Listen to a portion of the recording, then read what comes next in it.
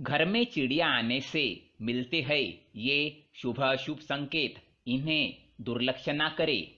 नमस्कार दोस्तों, स्वागत है आपका।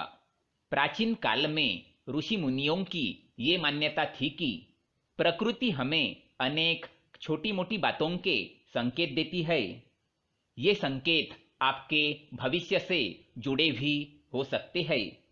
ये आपके जीवन में घटित होने वाली अच्छी और बुरी सभी घटनाओं की जानकारी देते हैं। यदि हम उन संकेतों को समझ जाते हैं तो ये हमारे लिए बहुत ही अच्छी बात होती है। लेकिन कभी कभी हम इन संकेतों को समझ नहीं पाते हैं या फिर नजरअंदाज कर देते हैं, जिससे हमें उसके शुभ फल प्राप्त नहीं होते हैं। आज हम जानेंगे शास्त्रों में बताए गए कुछ विशेष पक्षियों के द्वारा हमें कौन से संकेत प्राप्त होते हैं और उन संकेतों का क्या अर्थ होता है। तो आइए जानते हैं विविध पक्षियों के घर में आने से कौन से संकेत मिलते हैं। साथ ही हम बात करेंगे एक ऐसे खास पक्षी के बारे में जिसका घर पर आना बहुत ही शुभ माना गया है। वो पक्षी साक्षात माँ लक्ष्मी का वाहन ही है। अगर ये पक्षी आपके घर पर आकर ये 3 संकेत देता है तो समझ जाइए कि आपके दुखों का अंत होने वाला है। आपका अच्छा समय शुरू होने जा रहा है। आपके जीवन में धन से जुड़ी जितनी भी समस्याएं हैं वह सभी समाप्त होंगी। तो आइए जानते हैं घर पर पक्षी आने से कौन से संकेत मिलते हैं। सबसे पहला पक्षी है कबूतर। दोस्तों, पक्षी शास्त्र में कबूतर को प्रेम संबंधों से जोड़कर देखा जाता है। कई लोगों को कबूतर प्रिय नहीं होता है, लेकिन कबूतर को एक शुभ पक्षी माना गया है। कुछ लोग कबूतर घर पर आने पर उसे भगा देते हैं क्योंकि वे गंदगी फैलाते हैं। लेकिन दोस्तों, घर पर कबूतर का आना विशेष संकेत समझा जाता है। यदि आपके घर के मुख्य द्वार पर अथवा खिड़की पर कबूतर आकर बैठ जाए तो आपको धन की प्राप्ति हो सकती है। लेकिन कबूतर का घर में घोंसला बनाना शुभ नहीं माना जाता है। यदि आपके घर पर कबूतर आए तो उसे अन्न अवश्य डालें, इससे आपकी मनोकामना पूर्ण होती है।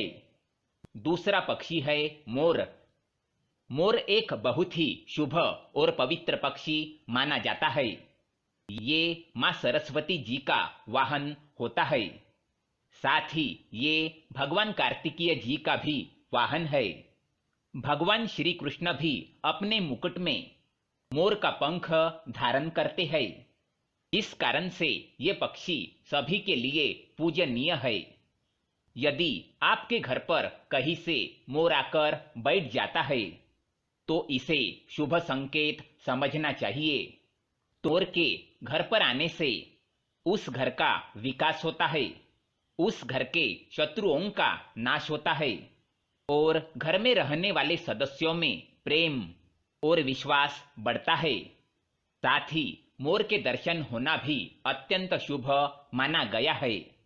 यदि आप किसी कार्य के लिए जा रहे हैं और आपको मोर के दर्शन हो जाए तो उस कार्य में सफलता मिलने की संभावना बढ़ जाती है। लेकिन ध्यान रहे, मोर को मारना बहुत बड़ा पाप माना जाता है। तीसरा पक्षी है चिड़िया। दोस्तों, यदि आपके घर पर चिड़िया आती है और घोंसला बनाने लगती है तो इसे शुभ संकेत समझना चाहिए।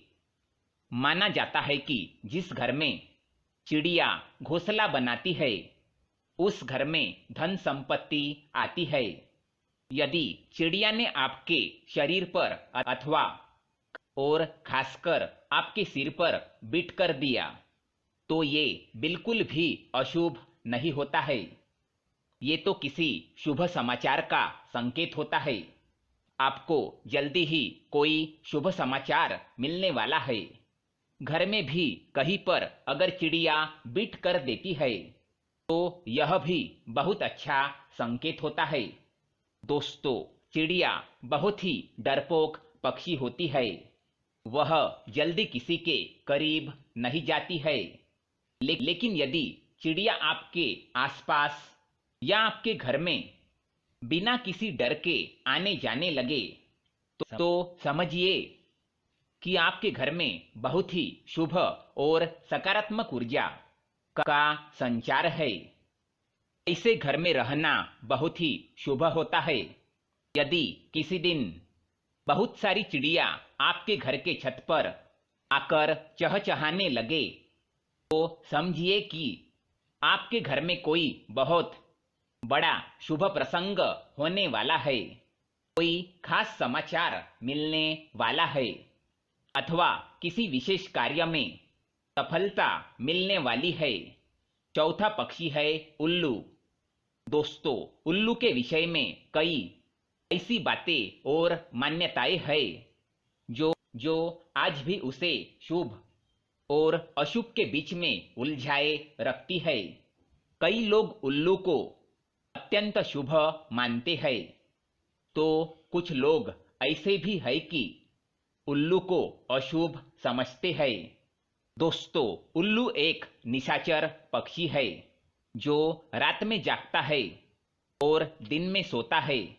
असल में उल्लू की शरीर रचना और उसकी आवाज ऐसी होती है कि कोई भी उसे देखकर डर जाए। शायद इसी कारण से इसे देखना अपशकुन माना जाता है। उल्लू के मुंह से निकलने वाली ध्वनि रात के शांत वातावरण को डरावना बनाती है। उल्लू की आंखें बहुत ही बड़ी और डरावनी और इंसानों की तरह सामने की ओर होती है। कान भी बड़े होते हैं। चेहरा बादाम के आकार का होता है।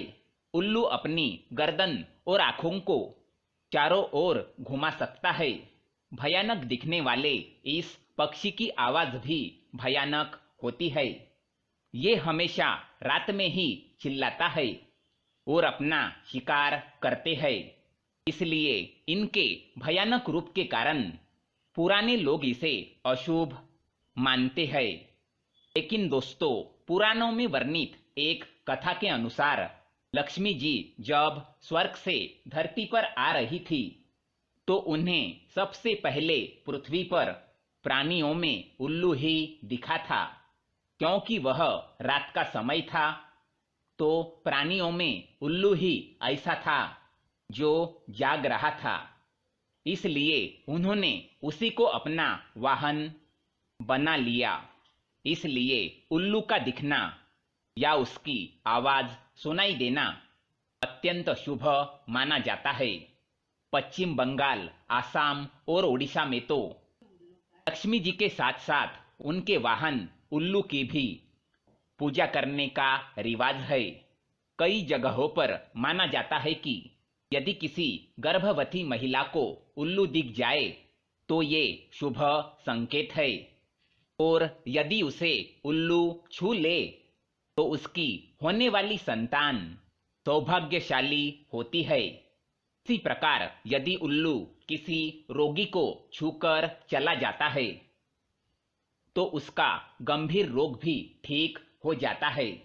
यदि कुछ आवश्यक कार्यों जैसे नौकरी, परीक्षा आदि के लिए आप जा रहे हैं और उल्लू दिख जाए तो यह भी शुभ माना जाता है।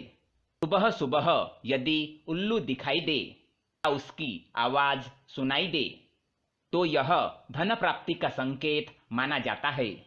इसलिए उल्लू को या उसकी आवाज को कभी भी नजरअंदाज नहीं करना चाहिए। उल्लू के आंखों में आंखें डालकर देखना या उसके साथ नजर मिलाना या मिल जाना यूं तो मुश्किल काम है, फिर भी यदि ऐसा होता है तो यह अत्यंत शुभ होता है। समझ लीजिए कि आप पर धन की वर्षा होने वाली है। इसी प्रकार से कुछ लोग उल्लू का दिखना या उसकी आवाज सुनाई दी जाने को अपशकुन मानते हैं, क्योंकि उल्लू के आंखों की विशेषता होती है कि वह एक ही समय पर एक आंख से एक दिशा में तो दूसरी आंख से दूसरी दिशा में देख सकता है। इसीलिए यह कहा जाता है कि यदि उल्लू दाईं ओर देखकर बोलता है तो यह अशुभ होता है, जबकि यदि बाईं ओर देखकर बोलता है तो इसे शुभ माना जाता है। कहते हैं कि उल्लू जिस घर पर बैठ जाता है वो घर भी जल्दी ही बैठ जाता है, अर्थात बर्बाद हो जाता है।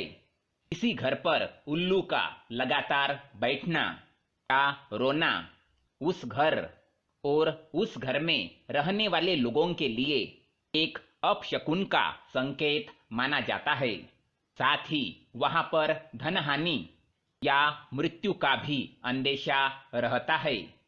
वैसे देखा जाए शुभ और अशुभ के बहस में उलझा यह पक्षी बहुत ही शांत होता है। किसानों के लिए तो यह वरदान ही होता है। यह चूहों और इसी तरह के जानवरों का शिकार करता है जो फसलों को नुकसान पहुंचाते हैं, परंतु अब यह भी संख्या में कम होते जा रहे हैं। तंत्र साधना में और विशेष पर दिवाली के अवसर पर लक्ष्मी जी को प्रसन्न करने के लिए बड़ी संख्या में इनकी बलि दी जाती है।